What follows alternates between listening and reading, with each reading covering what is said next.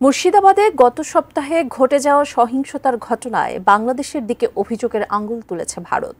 জানিয়ে তীব্র প্রতিবাদ জানিয়ে ভারতের সংখ্যালঘু ইস্যুতে মন্তব্য করেছে বাংলাদেশের অন্তর্বর্তী সরকারও। তবে বাংলাদেশে সেই মন্তব্য প্রত্যাখ্যান করে প্রতিক্রিয়া জানিয়েছে ভারত। বিস্তারিত শিহাব ইসলামের টেস্ট রিপোর্টে।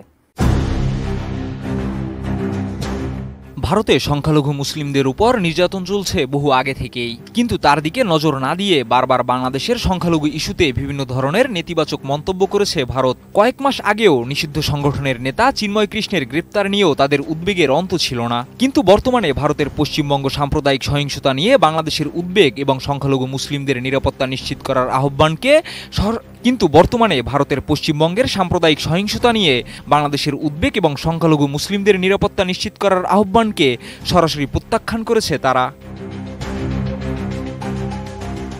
শুক্রবার ভারতের পররাষ্ট্র মন্ত্রণালয়ের মুখপাত্র রণধীর জয়সওয়াল এক বিবৃতিতে বলেন, বাংলাদেশের মন্তব্য একটি অস্পষ্ট ও অসাধু প্রচেষ্টা, যার উদ্দেশ্য বাংলাদেশে সংখ্যালঘুদের উপর চলমান নিপীড়নের বিষয় থেকে দৃষ্টি সরানো। বাংলাদেশের এ ধরনের অপরাধমূলক কাজের দায়ী পক্ষরা এখনও ধরাছোঁয়ার বাইরে। বাংলাদেশের উচিত হবে বাস্তবতা বিবর্জিত মন্তব্য না করে নিজের দেশে সংখ্যালঘুদের অধিকার রক্ষায় মনোযোগ দেওয়া।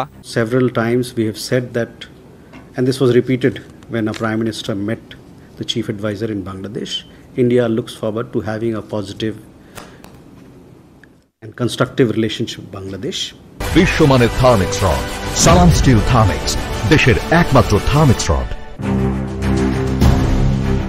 মুর্শিদাবাদে সাম্প্রদায়িক সহিংসতার ঘটনায় বাংলাদেশ সরকার তীব্র প্রতিক্রিয়া জানিয়ে ভারতের মুসলিম সংখ্যালঘুদের উপর পূর্ণ নিরাপত্তা নিশ্চিত করার জন্য ভারত ও পশ্চিমবঙ্গ সরকারের প্রতি আহ্বান জানিয়েছিল।